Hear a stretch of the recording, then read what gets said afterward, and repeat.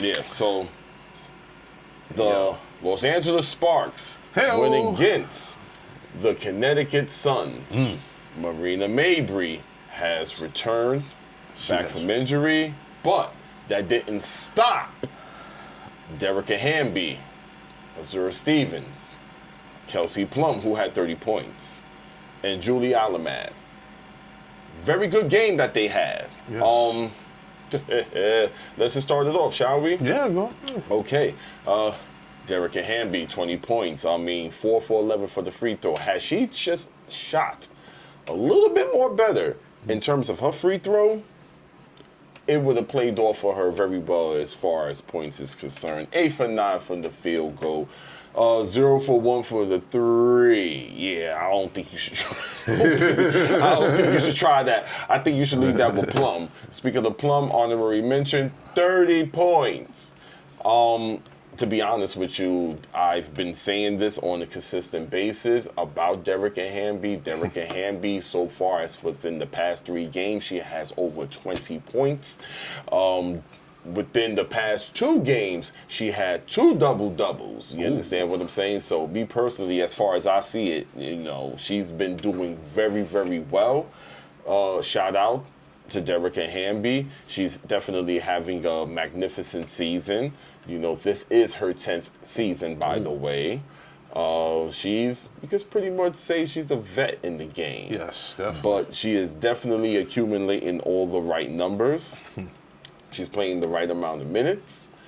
And to be honest with you, if she just keep it more consistent on the rebound aspect, we're going to get a special treat on a couple things. Within the past, not this recent game, but within the 2 games behind, she did have, 1 block each. Right. Like I said, it's the rhythm. It's the rhythm. It's and the rhythm. I love every second of it. Shout out to you, Derrica Hamby. Keep doing the doggone thing. Now, the enforcer has returned in the Connecticut Suns, Marina Mabrey. Yes. How are you feeling about that? Well, look here. They looking all right, but they still struggle in this game. She came back, scored 7 points, but the main person in this game, the player of the game for the Connecticut Sun, is Tina Charles, scoring 24 points, 10 rebounds, 2 assists, 3 for 3 shoot from the free throw, 10 for 18 shooting. That double-double, that's her first of the year. She's trying to, get back into shape. They come back from the All-Star break, and they just, they need something to get out for the year to end. So, they're 3-20 right now, but they're a young team. They're a young team. They just got to get everything together for the future. For right now, because the playoffs, it ain't going to happen. But the honorable mention is Olivia Nelson Aduba, scoring Aduba 17 points. He got 3 for 4 from the free throw line, 7 for 12 shooting, 4 rebounds, no assists.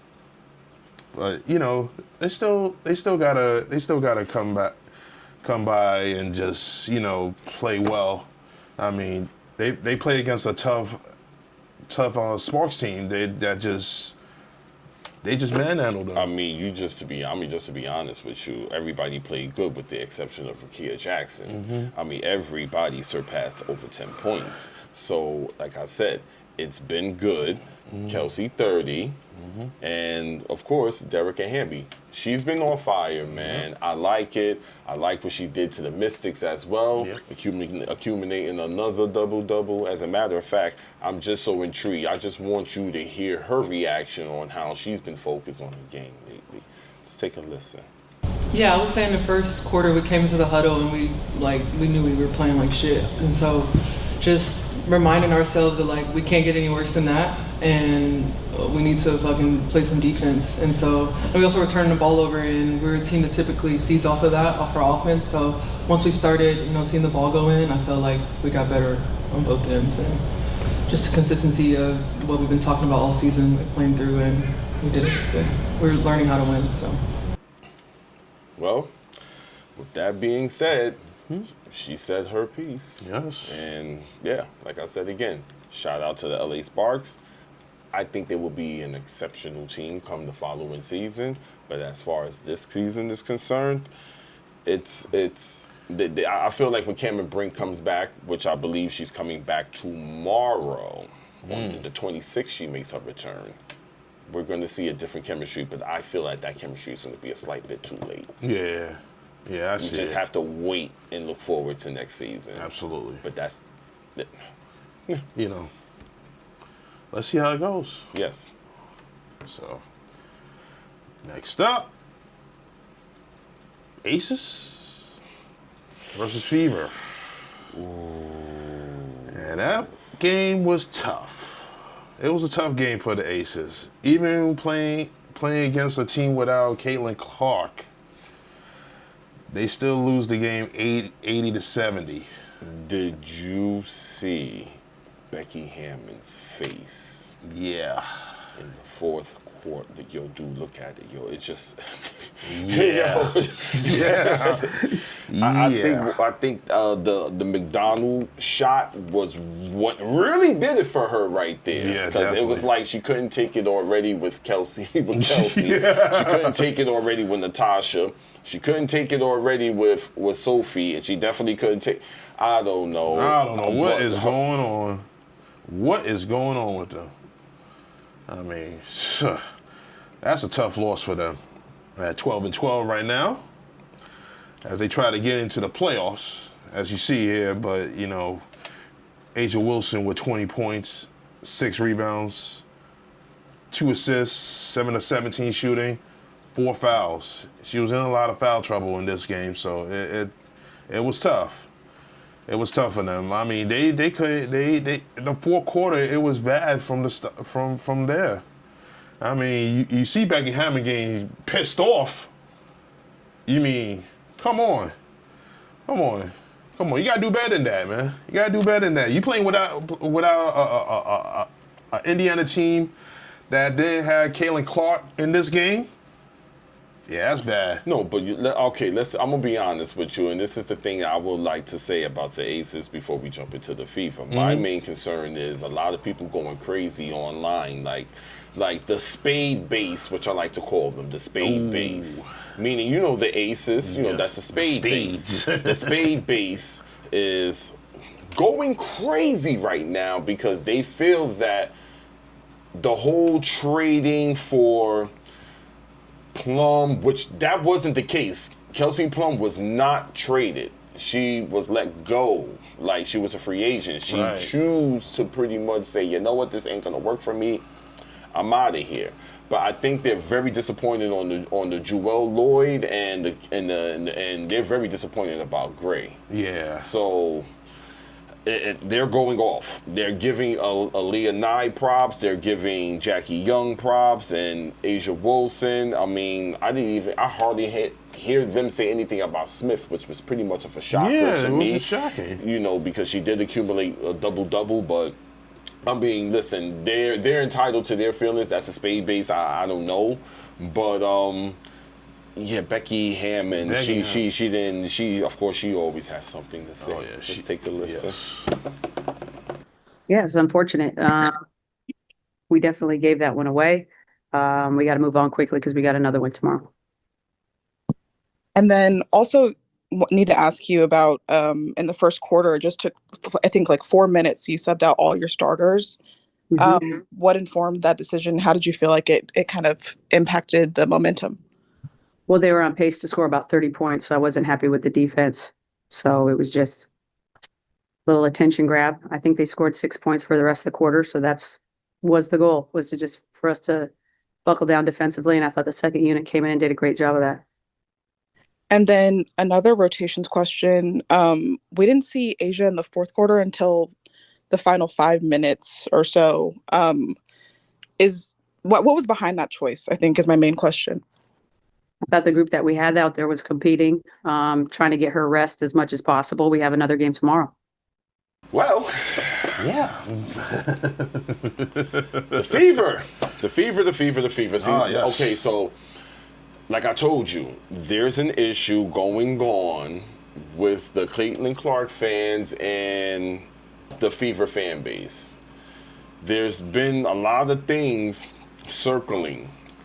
Yeah. Kelsey Mitchell and Caitlin Clark. I don't know what's going on. I don't know That's what people crazy. are trying to do. I don't understand why, but I think it's to elevate and help them as a unit in the team. I am all for it.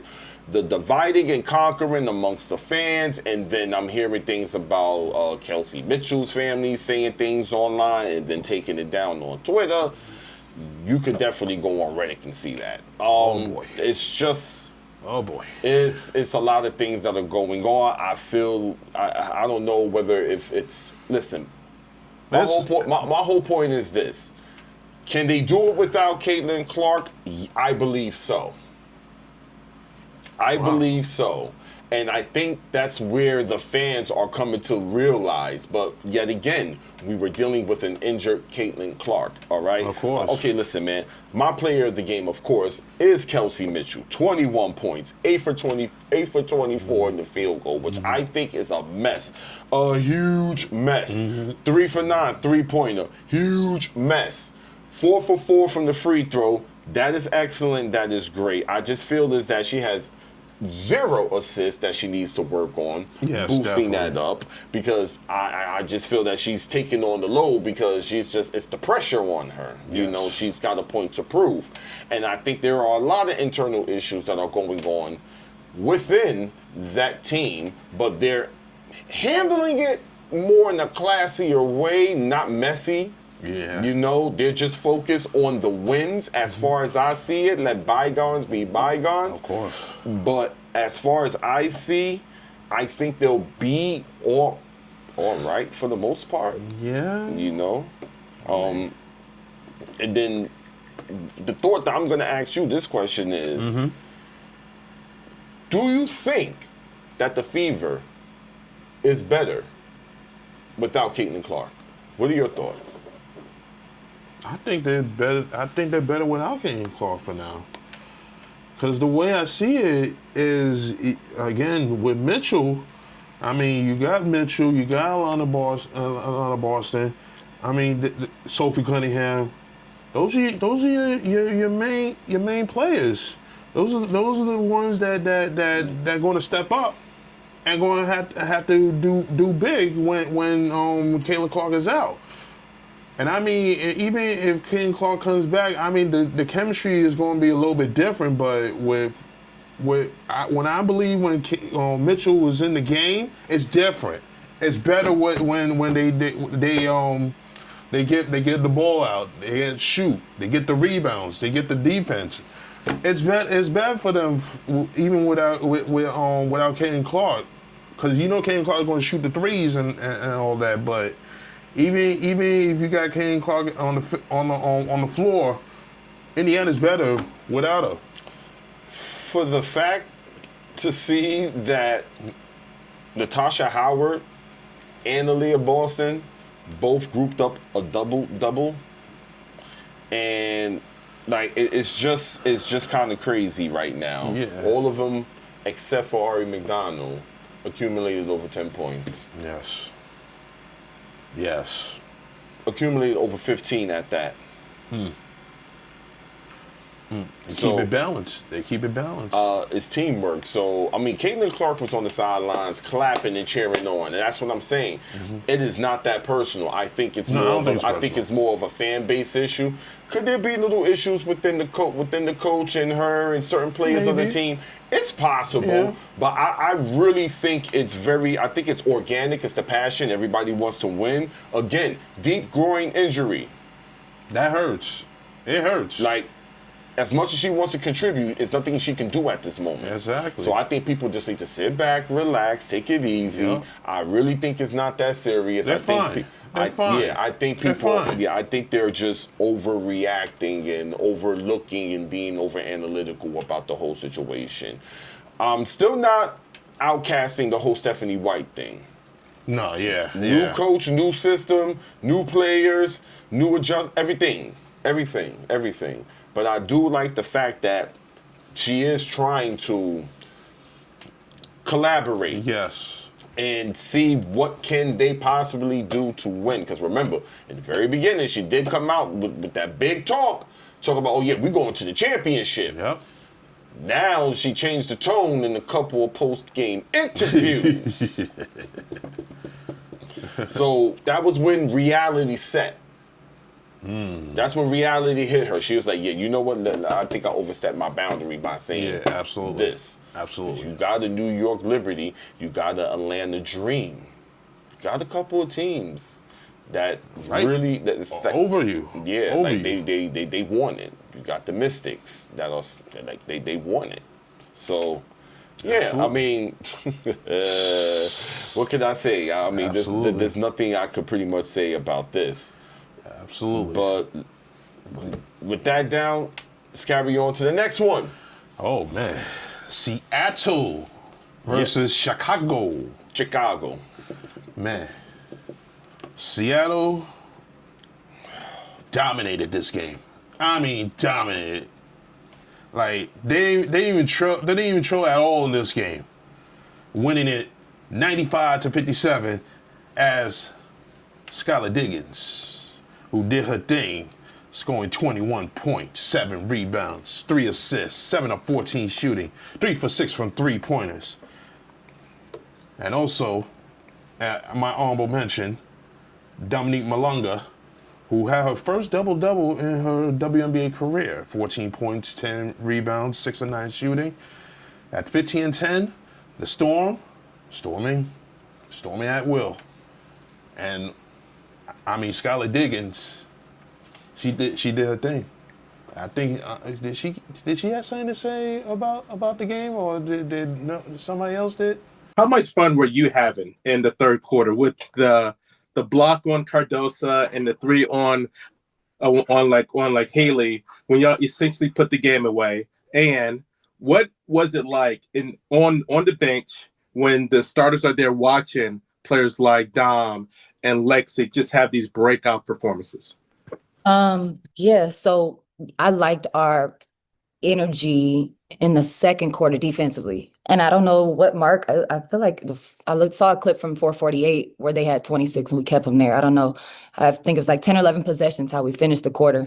And so I liked how we finished the momentum we took into halftime. We talked about, that being a struggle point sometimes. When we up 10, we're going to let them score 2 in a row, let them go on a 6-0 run. And we decided, let's go the other way. And so today we really talked about trying to put together that full 40 minutes of defense. And, we know what we can do on offense when we are able to play the defense how we want to play, get out and run, not let them set up in the zone too much. But I really liked how we shared the basketball today, Percy. But yeah, obviously, just having some fun. Obviously, I wasn't here last game, but just having a lot of fun with my teammates and, us taking care of business tonight. I said it in the huddle, a wounded animal is more dangerous. And so sometimes when people are out, other people stepped up. And I thought for us, it was our bench that really stepped up and held it down. When you talk about Dom, I talk about, her potential in this league all the time. The youngest player in history to get a double-double, the youngest player in history, to pass 100 points, to clip 100 points in our league. And it just shows the potential of what she can do in this league. But it also shows what she could do right now. And going against a tough, veteran in Elizabeth Williams, a veteran in Camila Cardoso, I thought she did a great job. And so she rolled her ankle, got hit in the face 99 times. So yeah, I did like how we were able to take off. Obviously 31 points in that third quarter was big for us, but it really was the whole game setting the tone. Specifically defensively in the second quarter. I'm gonna tell you like this. The Storm, they look good. They look good.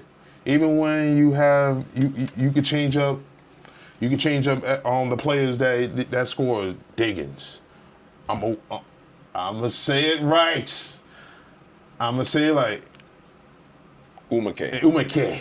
That's what it is. It's Umake. Umake.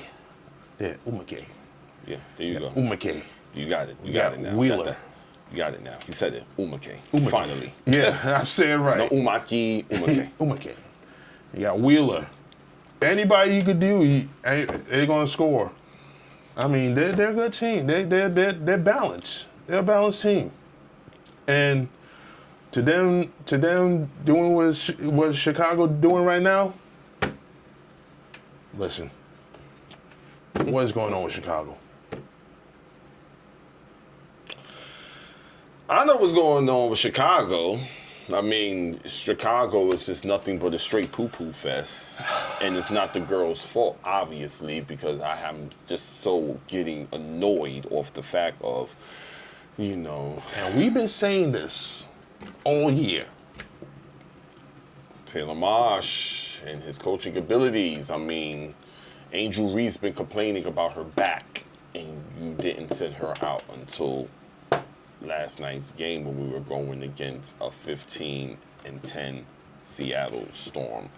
I don't understand why you did that on this game. You should have did that earlier when the complaints were coming in, because this was a very important game, and I felt that this was a game that you needed to win. But hey, I mean, listen, man, beggars can't be choosers. So I mean, listen. Shout out to Elizabeth Williams, who had 11 points. Yeah, shout out to Rachel Banham, who also accumulated 13 points. But let's just really get down to the real player of the game to me. And that's Camila Cardoso. 13 points, 13 rebounds, of course, 11 defensive rebounds, because, you know, she was defending 2 offensive rebounds, you know, get the putbacks and, Yes. you know what I'm saying, put it back in. Yeah. 5 for 8 for the field goal. I mean, listen, not bad, you know, I'll give it to her. 3 for 4 from the free throws. Absolutely. You know, she's working on that. I mean, listen, 6 personal fouls. It's always been with her issue with that and the refs. I mean, that's just... Yep, that's always happening. 2 turnovers. She's, like I said, I don't know what's been in that Brazilian water since she returned back from Brazil, but she's been doing great. Absolutely. It's unfortunate on Ariel Atkins not playing. It's unfortunate on Angel Reese not playing. It's unfortunate on Courtney Vandershoot not playing. They only had 8 players. Everybody was just injured. They only had 8 players. Van Lilith was the only one that accumulated 8 points off the bench. Again, like I said, it's a mess. It's repetitive. It's going around in circles in terms of Tyler Marsh and his coaching abilities. I mean, let's just hear what this gentleman have to say. I like to hear what this man has to say. I mean, it's just, it's brilliant for me. Man. I want to hear the next excuse. Let's just hear it. Yeah. How are you finding ways to motivate this team without being redundant, your messaging? Yeah, I think sometimes it is redundant, but right now the messaging is compete. We got to find that will to compete, and when it's difficult, and so that hasn't been us since the break has ended, and we got to dig in and find that. That's been the messaging. Well, I mean, we're going to keep hearing them over and over and over and over and over. God bless these women on this team. I just hope that it comes to a point where the changes have to aggressively be made. To be honest with you, don't feel that him coaching in Chicago is really a good thing, from my opinion. No, I don't think so. I think if the longer they keep him, the more these girls are going to suffer dealing with him. For Angel Reese to complain about that back, that's definitely nasty work. And then the embarrassing part was look at this, like Skylar Diggins blocked Camila Cardoso.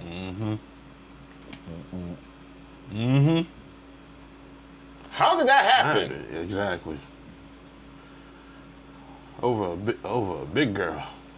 Nasty scramble, nasty situation. I don't listen. I think that's it. I'm over it. Yes. I am over it. I am good. Just like done, son. Son. Yeah, that's it. That's it right there for the WNBA, man. I'm good right there on that part right there.